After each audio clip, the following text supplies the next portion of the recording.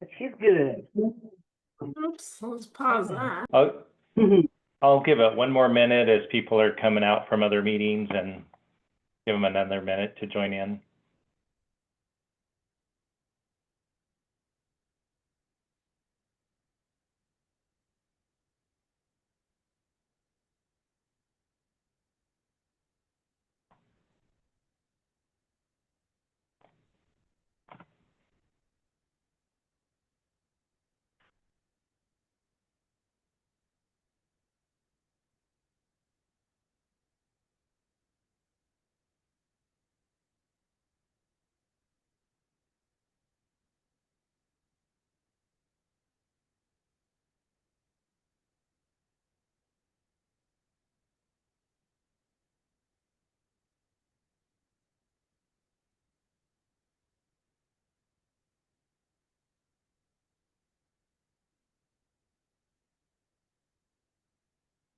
All right. Hey, good afternoon, team. Welcome to the September edition of the PMI Western Idaho Chapter Lunch and Learn. I'm Brian Russell, your Lunch and Learn coordinator, facilitator for the chapter.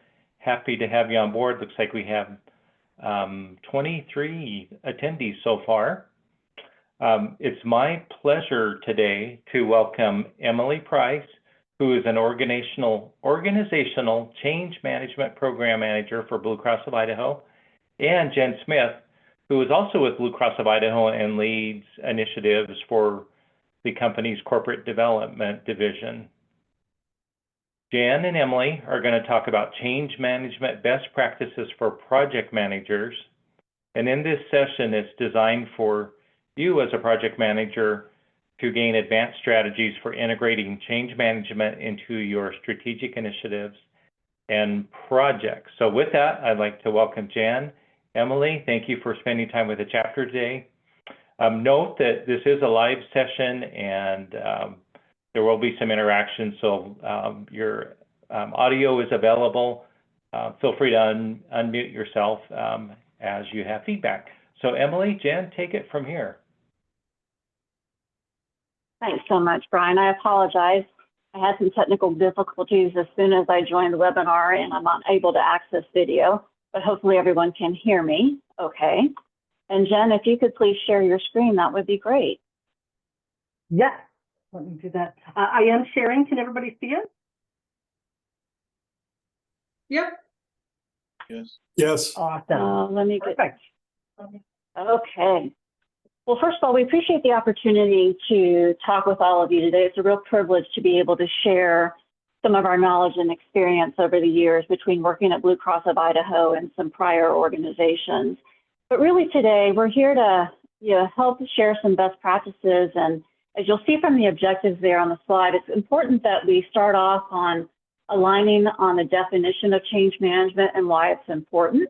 And then we'll spend a lot of time focusing on some of our best practices regarding change management as far as leading and managing projects. We'll speak a little bit about how you can create some shared ownership of change management with our business partners. And of course, throughout the session, we're looking to engage with you, solicit your experience and backgrounds, because we know there's a wealth of talent and experience on this call. And a lot of what we're sharing today, we hope will be a reinforcement of some things that you are already doing, as well as we may give you some new things to think about that you might be able to do differently. So it's important that we give some time to discuss how you put it all into action. So specifically how we're going to spend our time is we'll spend the beginning of the session just focusing on our definition of change management and aligning on it. Then we're going to go immediately into engaging your input about and doing some self-reflection with experience change. Then we'll jump into the change management best practices around the importance of a change management strategy. And then we have 4 themes of best practices we're going to share with you that focus on the people side of change. And then, of course, wrap up with how you could possibly take this information and apply it back in your world. So with that, I will turn it over to Jen. Awesome. Thank you, everybody. Hello, I'm Jen Smith. I'm so excited to be here and talking all things change management. So before we get started, we really want to start with a question. And please feel free to come off mute or put your feedback in the chat window. So the question is, In one or two words, how do you define what change management means to you? So what are your thoughts? Please go ahead and add them or come off mute.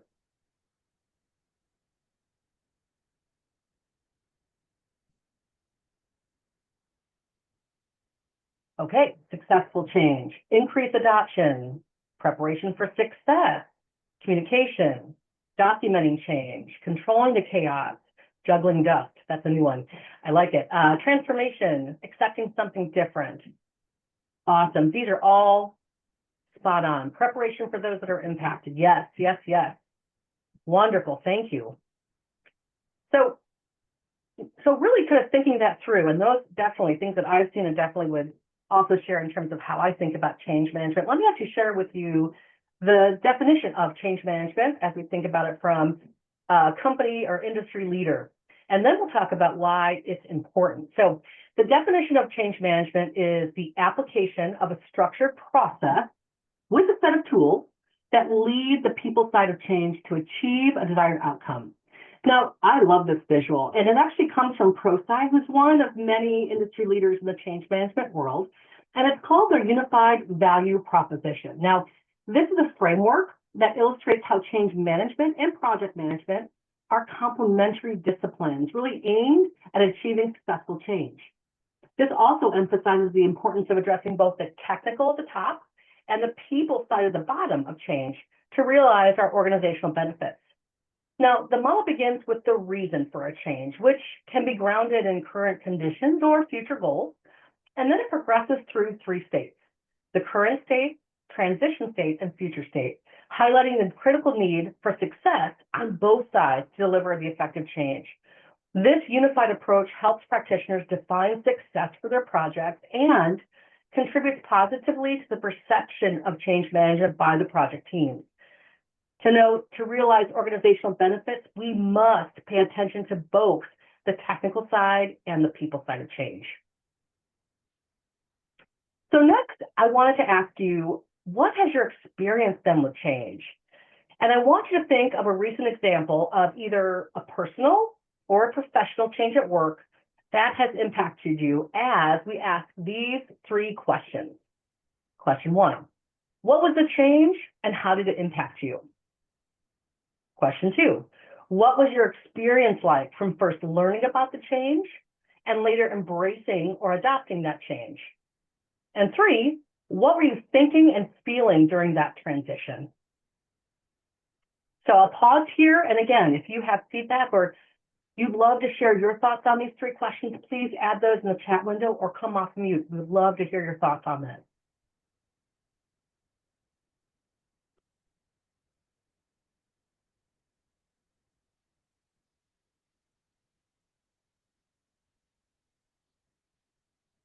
Well, I'm going to get us started. So as you guys are thinking through some of the stuff, I want to share with you an example that I had. And it's a very generic example because this happens all the time. But I think it illustrates kind of what I thought and how I moved through that change and how I've learned to be better at embracing change. So I was asked to lead a very large project, and it had kicked off a while ago, but it didn't have a project manager and needed some structure and some oversight. Now, when I got the information, the first thing I did, I reviewed the project details. And in doing that, I thought, man, this could be pretty stressful and probably is going to require a lot of time. Now, my immediate feeling or reaction was panic. But after reviewing that information again, I started to begin to build my outline and my plan, and I felt a lot less anxious. I then worked with another person at a company and talked about a change management plan and really focused on outlining our stakeholders and needs for the project. I then reached out to my leadership and really aligned on expectations and next steps. And then lastly, I remembered that I had been in so many of these situations. This is not new. This is a big part of why we do projects, right? And I thought, I've done this before, and I recalled what I had done to be successful and then applied those learnings and best practices, which made a huge difference to, well, my anxiety, but also in my reaction to this change. So again, that's a very generic example. This has happened to me multiple times. It's not one project, but if that helps to give you a little bit of context of kind of how I felt. Does anyone have any examples of what your experience with change has been? What are your thoughts?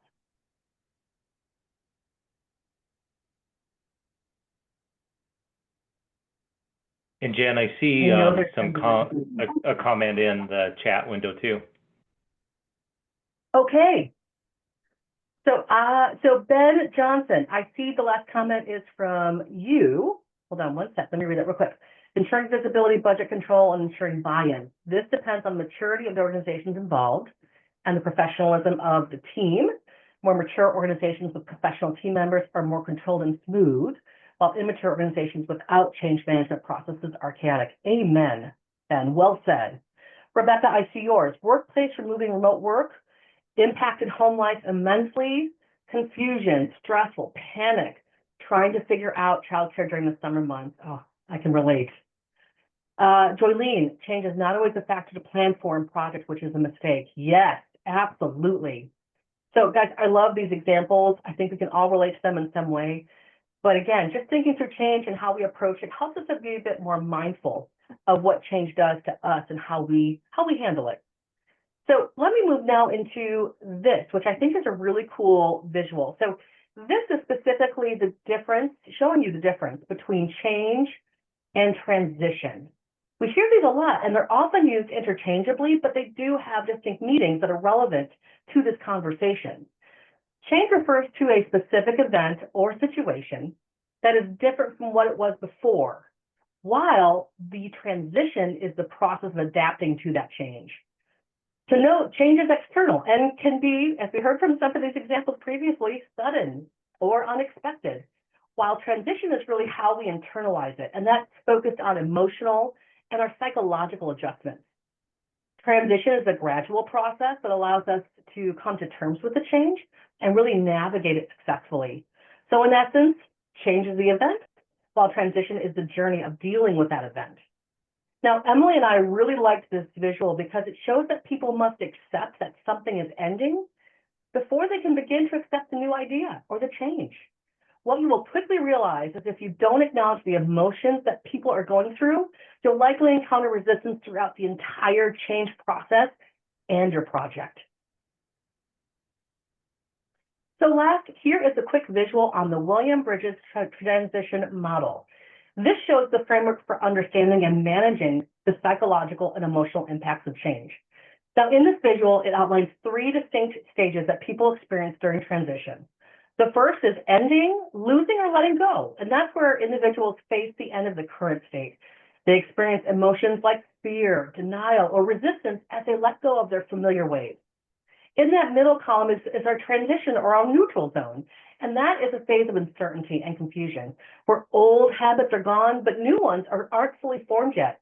It's really a time for reflection and opportunity. And then that last column is our new beginnings, and that's really acceptance of the change, and that leads to renewed energy, commitment, and integration of new behaviors or roles, marking a successful transition. So what does this model tell us? Well, it focuses on 3 key things. One is emotional support is critical.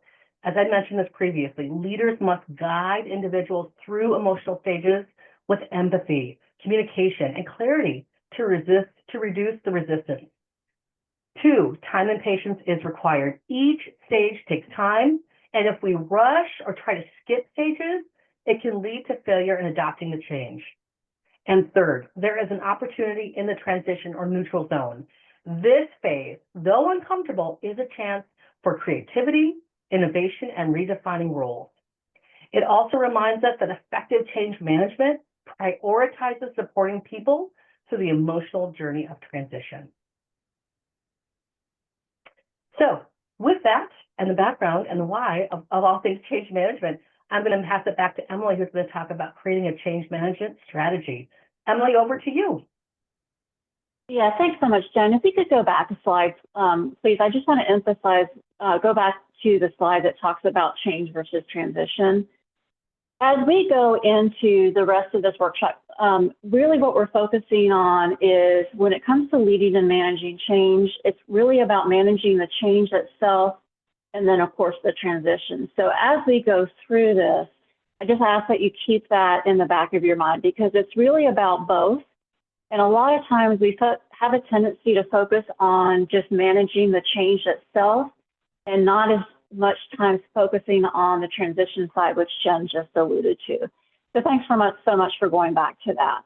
So when we talk about a change management strategy, in your experience, why is it so important to develop a change management for specific initiatives?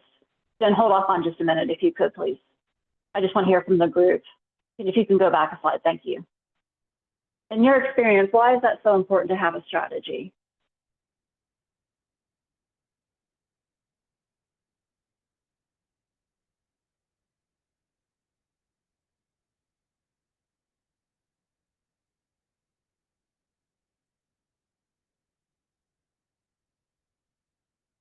It creates trust, and you can certainly feel it when you don't. That's exactly right. And so that you can plan on what to happen rather than have it happen to you. Yeah, and sometimes we can't always plan as much as we would like to. Sometimes we just have to jump right in. But again, to all your points, it really is about having a clear direction and vision.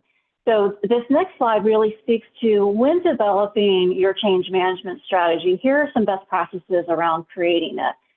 Really thinking about your objectives, about creating a strategy that really focuses on the people side of change, along with that of the technical side or business processes. And I see the comments coming in around alignment, exactly, and proactive, not reactive. Thanks so much for all of that. Yeah, and then it's so important that when you think about your strategy, that you include some type of communication and engagement strategy that helps you plan to maximize employee buy-in. Again, managing the change aspect as well as the transition part of it. And then, of course, you're going to see this phrase a lot throughout our time together today, where it's important that you use a structured but customizable, and I call it the change with approach. What do you think I mean by change with?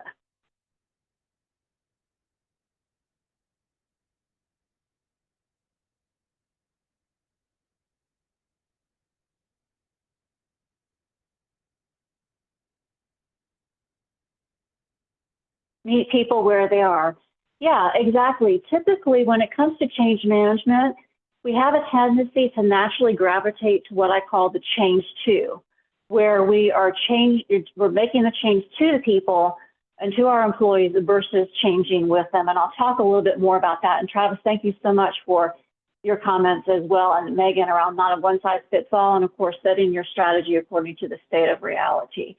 So in your vision around the change management strategy, there are your objectives, but it's important to keep in mind, Jen, if you could go ahead to the next section there for me, that you want to make sure that your change management not only accelerates, but aligns with your business strategy. And some of you may be familiar with the terms change champion or change advocate. But it really is important, depending on the nature of the change, how large it is, and then the impacts, that you consider building a team of whether it's change champions or advocates. For those of you that have done this in the past, what do you think I mean by network of change champions?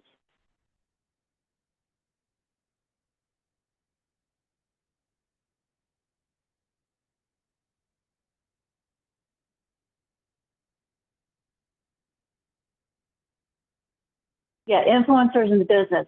Yes, exactly. You're looking for folks in a variety of different roles, different levels that can help be your advocates for change. Exactly right.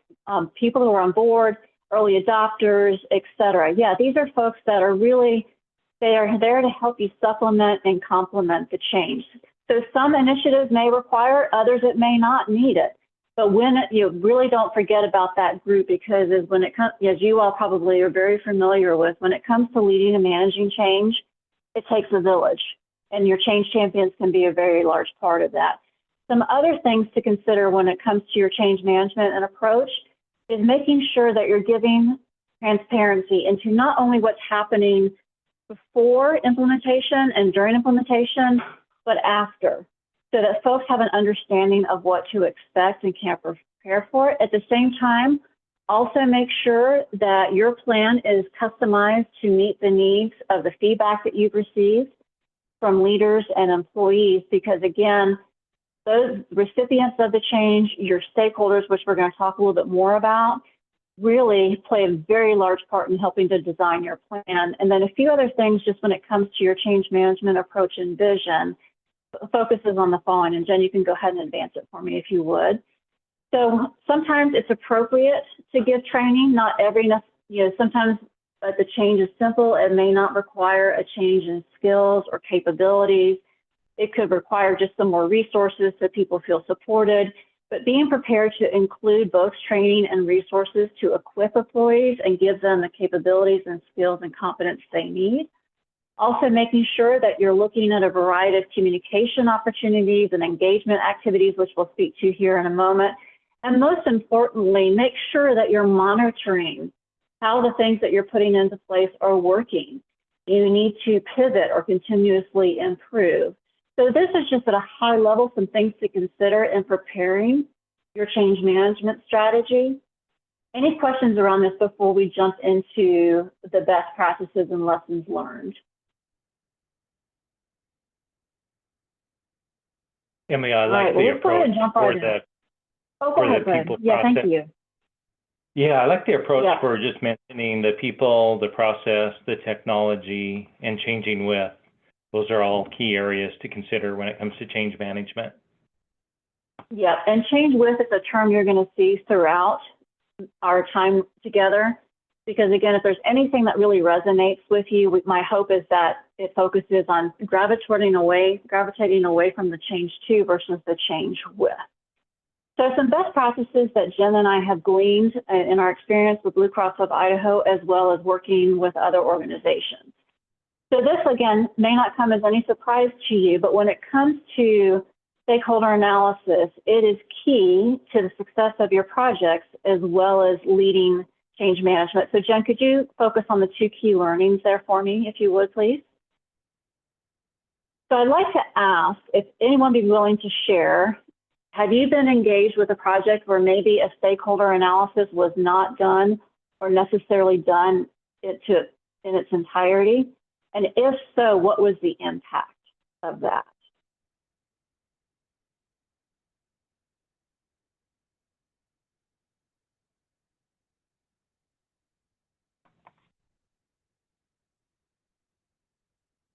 Well, people are typing in their comments that, Emily, I have been, and what the impact was is that you didn't become aware of all those impacted by the change or the project, and therefore you didn't capture their feedback. You didn't capture just how they needed to engage with the project or with the change itself.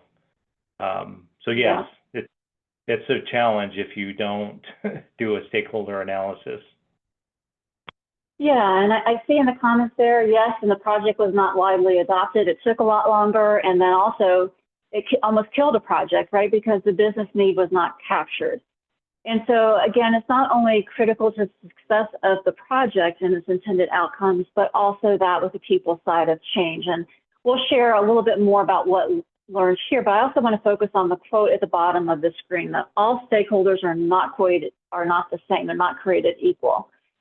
And their power and interest, influence, expectations, and impacts can differ greatly. And so, there's so many different tools out there that you can leverage for stakeholder analysis, and it's figuring out what works best for you and allows you to do your stakeholder analysis the most effectively and efficiently. And there, I see Mitch's comment there that they only accounted for leadership and did not include the on-the-ground team. Yeah, so it's kind of like the change to, right, versus changing with. So here's what we've learned. And Jen, if you could go ahead and move forward for me. So it's important that whatever methodology you use for your stakeholder analysis, that it enables you to identify all the relevant individuals or groups who will be either impacted directly or indirectly, because again, sometimes we just omit important groups, and when we isolate them or we don't think about them until it's too late, the damage has already been done, and it takes 3 times as long to recover from that. So it's important that you pick a way that allows you to make sure you're identifying all the impacted parties. Also, making sure that you're finding one that accelerates your business strategy, but also promotes your culture and values. Why is it so important to balance the culture and values that you have with your business strategy?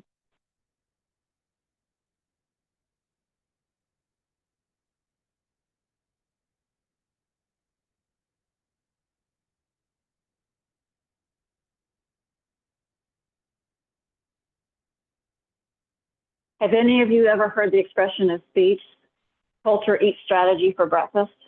Anyone ever heard that?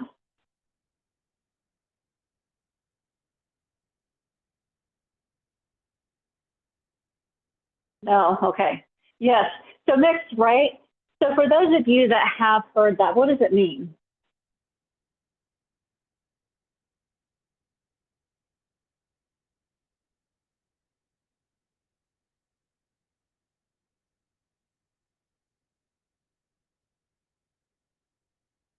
And folks might be typing, which is perfectly fine. Strategy does not guide culture. Yep. Your culture guides the strategy, right? So when we think about strategy and we think about culture, what has really worked well for us is creating shared ownership with our business partners of our change management efforts. And again, it's not just myself or a project team driving it. It really is a collaborative partnership with the business that has allowed it. So shared ownership is critical. And one of the things that we found, oh, thank you, Travis. It means you got the greatest plans, but the reality of the workplace will sink or store the plan. That's exactly right. And what Jen and I have found is when we worked on initiatives together that helped to promote that shared ownership, we found that it really, getting them engaged, gave them more visibility into the needs, expectations, and perspective of our stakeholders. So for example, we were looking at not just our power stakeholders, our executives, and not just those who are subject matter experts. We were truly taking into consideration those that were most impacted by that. Also, it helped us build trust and it allowed us to influence their decisions because we were making recommendations based on the stakeholder analysis to them. And so we were able to give recommendations on how do we best manage and mitigate risk, like for example, by making sure we identified all the stakeholders and what they care about and what they can contribute. We were able to anticipate and address potential challenges or conflicts. And also, we were allowed to, it helped us optimize resource allocation. So if you can find an opportunity to engage your business partners, and make it a collaborative effort on the stakeholder analysis, it will go a long ways in terms of getting buy-in and approval for your communication and engagement plan and really having that shared ownership of efforts. Jen, anything else you would add on stakeholder analysis before we move on to the next best practice? I think you said it's fantastic, and I actually love what Megan just put in the chat window, which said culture helps influence strategy and approach. People believe in the mission if it is embedded in your organizational culture. To me, it's not, when I think about stakeholder analysis, it's not a question. We use it, right? And sometimes we go through the project, and it's like, hey, maybe it's a lighter project, lighter lift, but I would say for 95% of my projects, this is my priority, especially when I'm getting it assigned and thinking it through because it makes that much of a difference. So I'm a huge fan of it. Yeah, and it may take that time and investment up front, but the efforts and rewards far outweigh not investing the time in it. And so when we think about organizational change, we focus on individual change. And this best practice really focuses, Jen, if you could go ahead and talk about the key learning here. This is where it focuses on, how do people adopt their behaviors, skills, and mindset? And this best practice is we're going to focus a little bit more about behaviors and skills. And then we have a whole best practice focused on the heart and mind. But what we found with respect to individual change in terms of what worked, if you could go ahead, Jen, is that when possible, integrate your change management with your project management plan at the beginning, and recognizing it may not always be possible. For example, Jen referenced a project that she joined. We both joined at the same time, and the train had already left the station, yet we did our best to integrate both together as quickly as we could to gain that alignment. So when possible, it's helpful to do it at the beginning so that they're aligned, again, but we recognize it's not always possible. And as I mentioned before, it is helpful based on the nature of the change and the impact it can have to employees, build a network of change champions. And you'll notice there, I use the term to help supplement and complement. And that's very deliberate. The change champions are not, they're there to help supplement the change management efforts. They are part of that village, but they do not replace the work of the project team, the leaders, et cetera.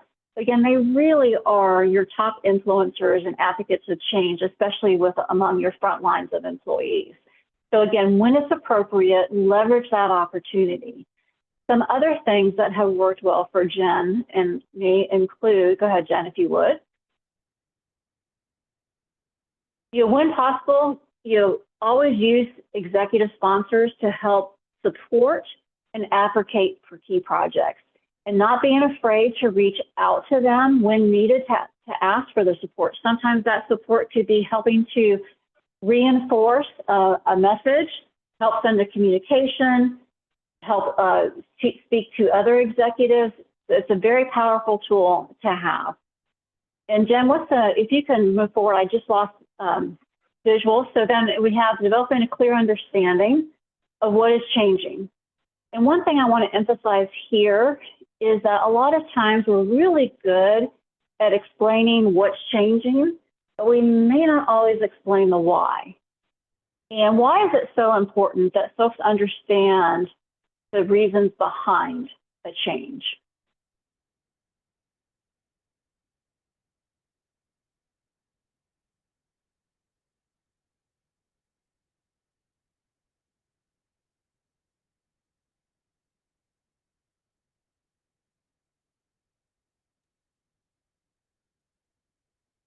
The why appeals to the heart and mind. Yeah, garner support for the change. Otherwise, it becomes, here's the change, we're making it to you, versus the why.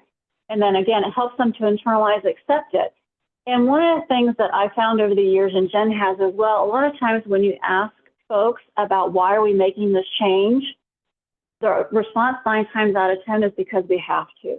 And so we have worked really hard to focus on making sure folks understand the why and what are the anticipated benefits of the changes, right? It's not just because we have to, but really what can people glean from it? Yeah, and it helps them to understand and accept it a little easier. And then just a couple other thoughts on individual change, if you would, Jen. And you've heard me again, there's that change with term, right? But again, it's important to have a structured approach, but yet you're able to customize it. Your approach, depending on the nature of the change and who it impacts, and again, this goes back to your stakeholder analysis, really determines what approach you use. It's not a one-size-fits-all. And again, Mitch, I see your comment that, yeah, if they can understand and agree with the change, then it aligns with their values and work, it's much easier to place into adoption. Exactly right. But again, making sure that you have a structured approach, but you can change it as needed in response to the change or business need. Exactly why do they care? And Jesse, that brings up a great point. When we think about what is everyone's favorite radio station, it's WIIFM. What's in it for me, right? So that speaks to, when we talk about the why and the how and the anticipated benefits, we really want to focus on why should I care about this or what's in it for me. And then, of course, when it comes to skills and behaviors, it's important when it's appropriate to do training that we are very clear in developing and communicating and managing a strategy. Because again, if folks don't have that confidence or we're not able to build those capabilities, it makes adoption that much more difficult. Any other thoughts from your experience with respect to just this best practice about organizational change requires individual change?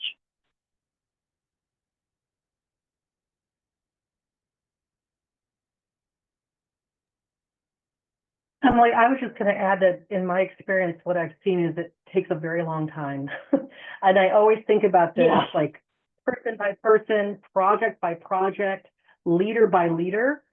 It kind of gains critical mass, but you have to start and you have to look at each person, each team, and really think about how you can impact them to go from resistance to, I don't even know if embracing is the right word, but to have tools and skill sets to be able to accept a change and move through it. So I would just offer that's been my experience, but it's very cool because I feel like once you've gone through it and it's positive, it does gain momentum, and people are like, I liked how we did that project, and I'd like to use that person or that team that did it to apply those same principles to this project. So I've just seen a lot of really positives come out of it, but it does take effort and some It time. does take time.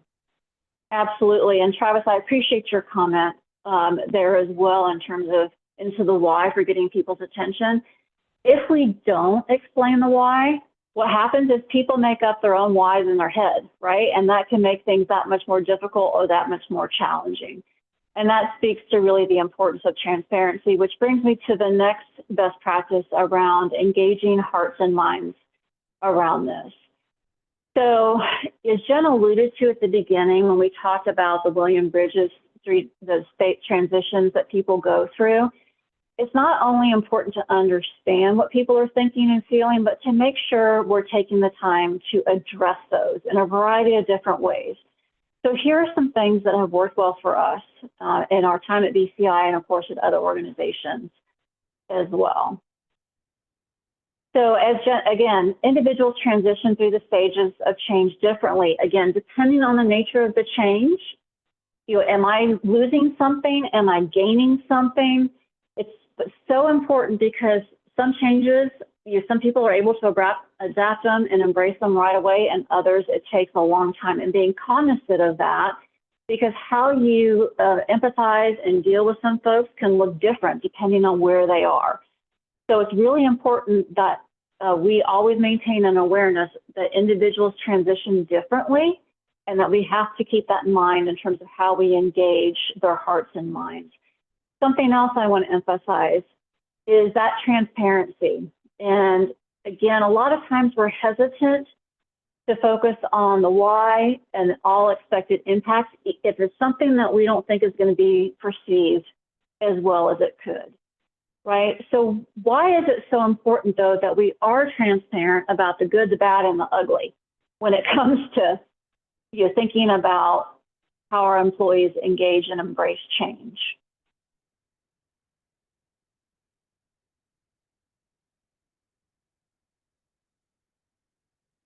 Jen, can you hold off on those two bullets for me just a second? I want to talk about the importance of transparency. Yeah, and Jesse hit the nail right on the head there. But again, we found that even though we may not always have the best news to share, if we're fully transparent, people may not like it, but they respect it. And again, it builds that trust. And we not only focus on the transparency, but if there are concerns, we share them and we talk about how we're going to address them. So again, there's no surprises, right? People start to embrace them. We have conversations about it. And then you hit the nail again. It builds the trust. Again, they may not like what we're sharing all the time. Some changes are great to communicate. Others are harder.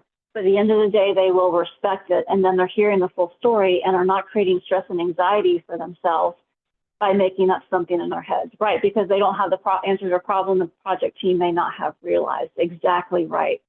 So one of the things that has worked well for us, and you can go ahead, Jen, to the next couple bullets, is making sure that we're creating a safe place where employees can ask questions or offer feedback. And again, that just creates that feeling of they have a voice. I want you to hear what I think about this. I want you to understand my questions. But not only asking for their feedback, but making sure we're listening to them. And you may have heard this expression of speech before. There's a difference between listening to understand versus listening to respond. And there's a big difference, right? When you're listening to understand, that's where the empathy comes in.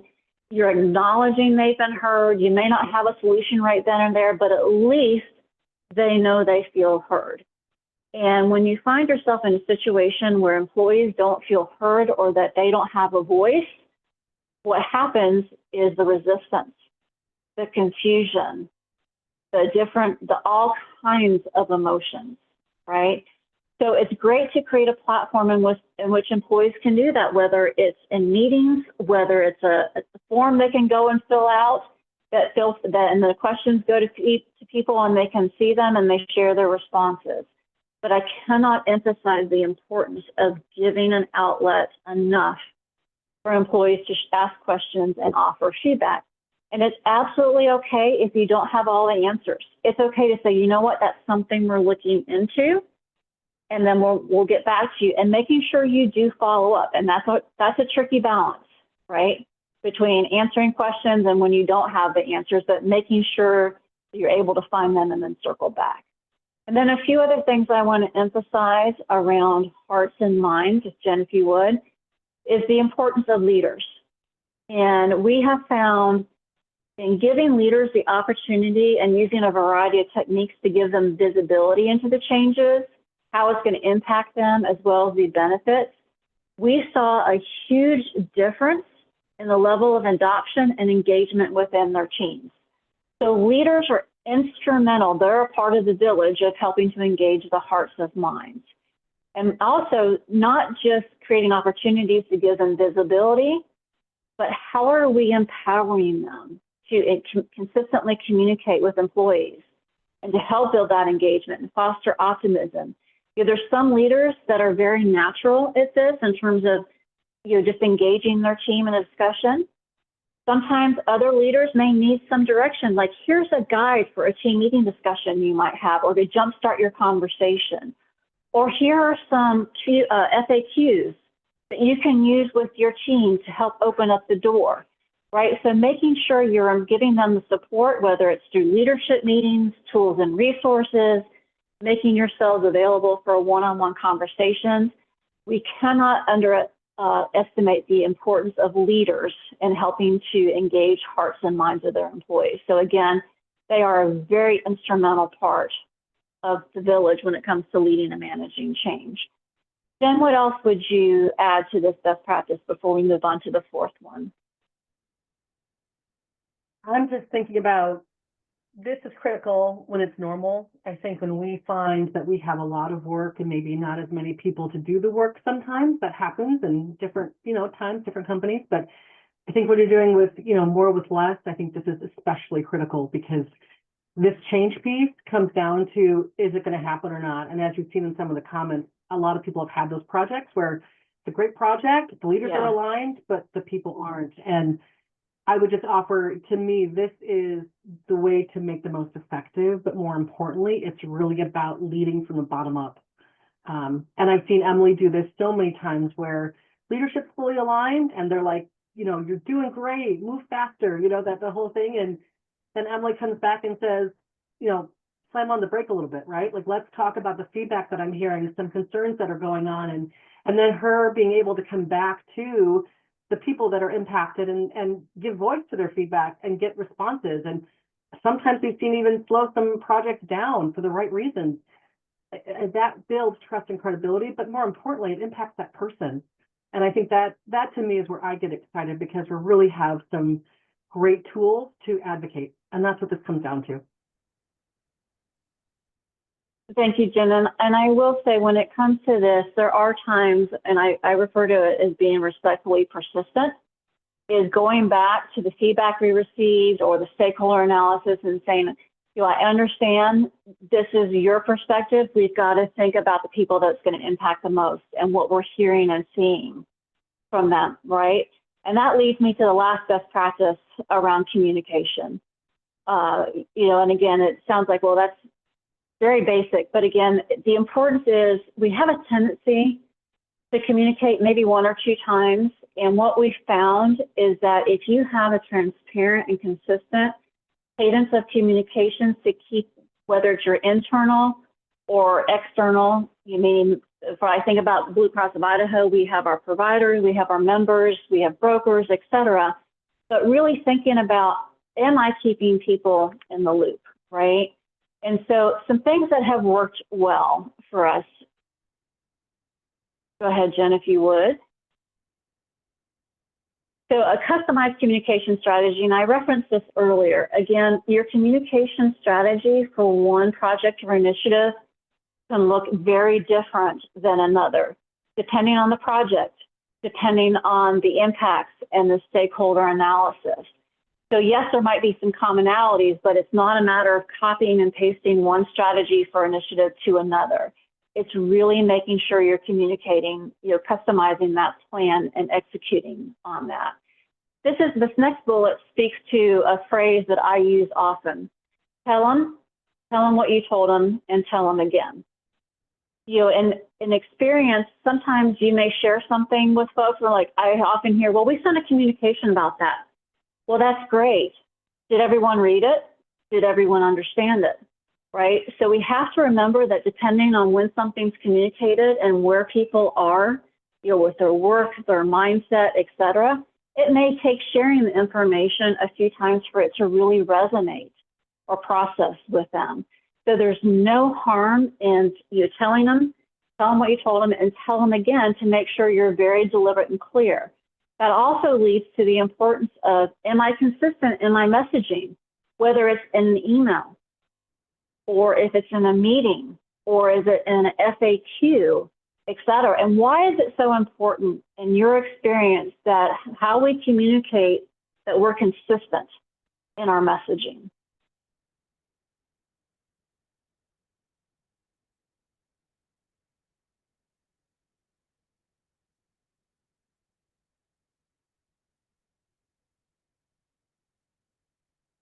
And folks may be typing, but for the sake of time, I'll just reiterate that, again, if people are hearing different things, then that adds chaos, right, and confusion, and they're lacking the clarity. And so it builds, and so it reduces confusion, creates trust, exactly, right? So the other thing I want to emphasize around is thinking about your audience. And this goes back to the stakeholder analysis and also being respectfully persistent. There have been times in my career where I've heard members of senior executive leadership saying, well, they don't need to know that. They don't care about that. And that's where respectfully I may push back and say, that's not what they're telling us, right? Or this may not be something that's important for you, but it's important to them. So thinking through, if I'm doing a leader communication or I'm having a leader meeting about the change, that I am thinking I'm customizing that messaging to the audience, or if I'm doing an all-employee communication, really thinking through, what is my intent of this? What am I trying to share?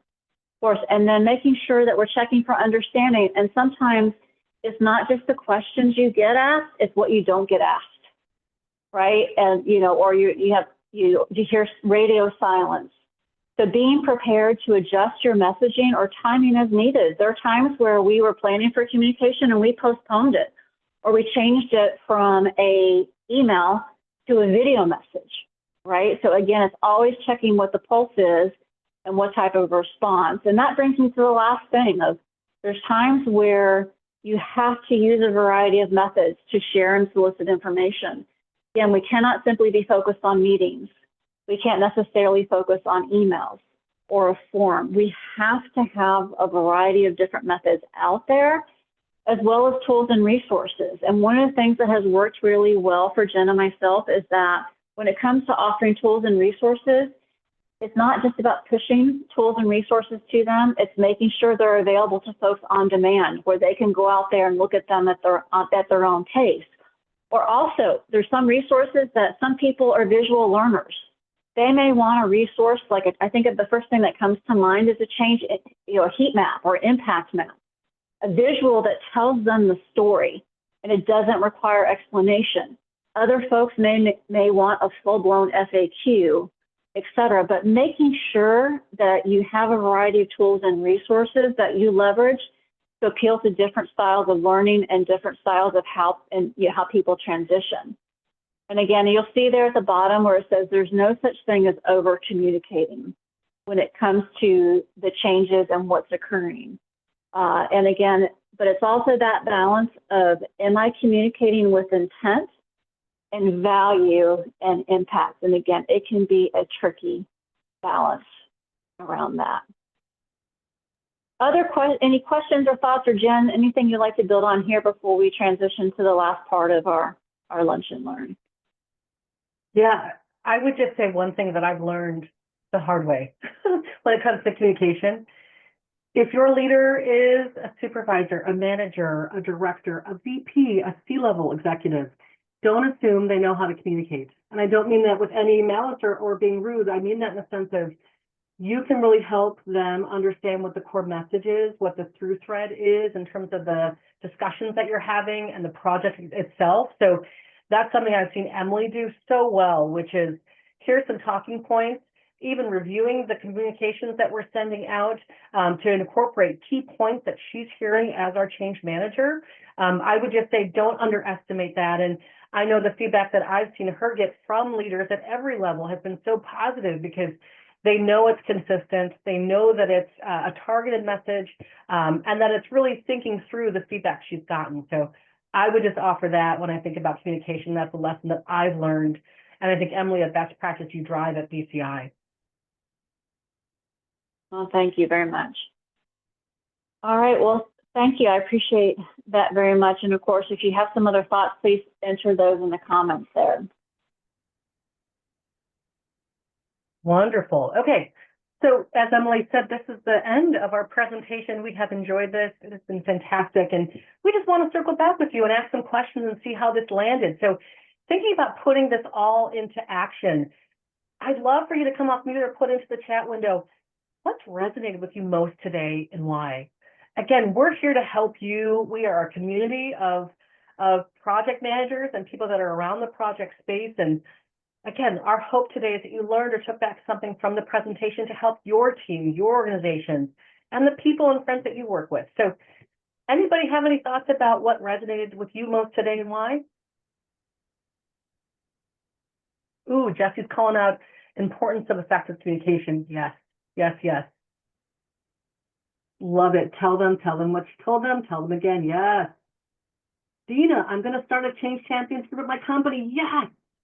The lovely part of this is that you don't have to be certified. Yes, that helps, but you can go and just familiarize yourself with what the principles are and start slow, but it's awesome. I love that, Dina.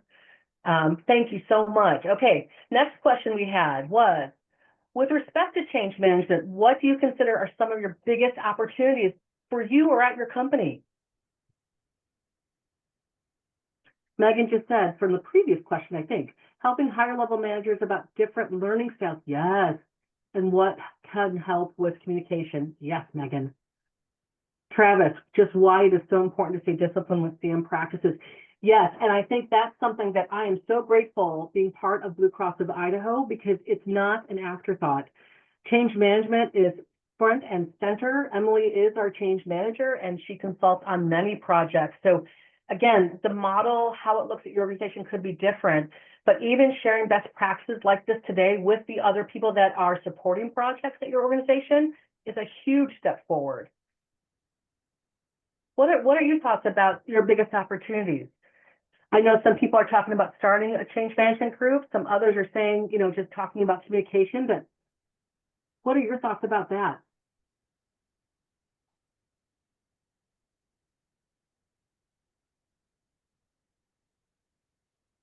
I'll offer a quick example while we're waiting for people to give some feedback in the chat window. So we, this year, Emily and myself, along with our leadership, have been working on teaching and hopefully driving a better utilization of stakeholder analysis. And so thinking about where does that fall in a project? How do we do that? Who's involved? When do we do that? All those good things. And really documenting best practices. So again, if that's something you guys are thinking about, that's a very simple way to get started. Megan just wrote, helping build a culture regarding change management. Yes. It doesn't always have to have a negative outlook. Change is hard, but how we can help change the mindset around change, that's perfect. And the thing is, it's there. People and how they look at change and how they embrace or don't, it's there regardless if you want to talk about it or not. So I think being proactive is such a huge differentiator. And obviously at the end of the day, helps your company implement those projects. Barbara said, sharing OCM with project managers they can incorporate in their projects. I love it. Wonderful. Last question. That is, what are some immediate thoughts that come to mind with respect to how you might use some of the best practices? So I know we've talked about this a little bit. I heard some things like starting CM in your company. Anything else? I know Emily shared some really good ones and things we've learned here at BCI and other companies. Any thoughts on that?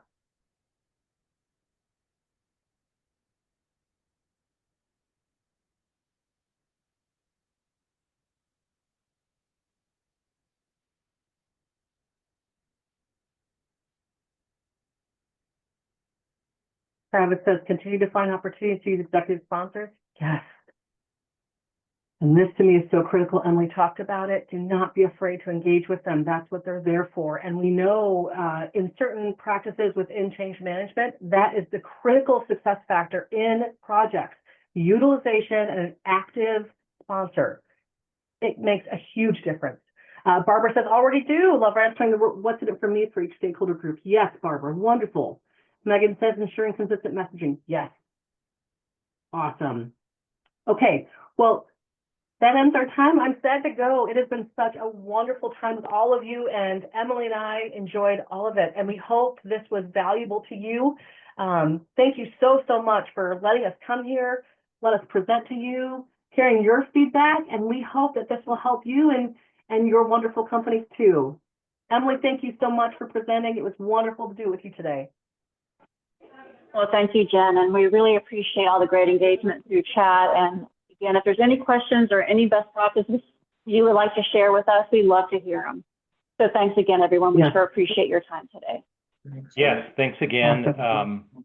Note in the chat, there's some comments about reporting your PDUs. This will also be available on our YouTube channel. So if you want to refer back to it in the future, it'll be posted out there soon. Thanks again, very valuable, and we wish you all a great rest of your day.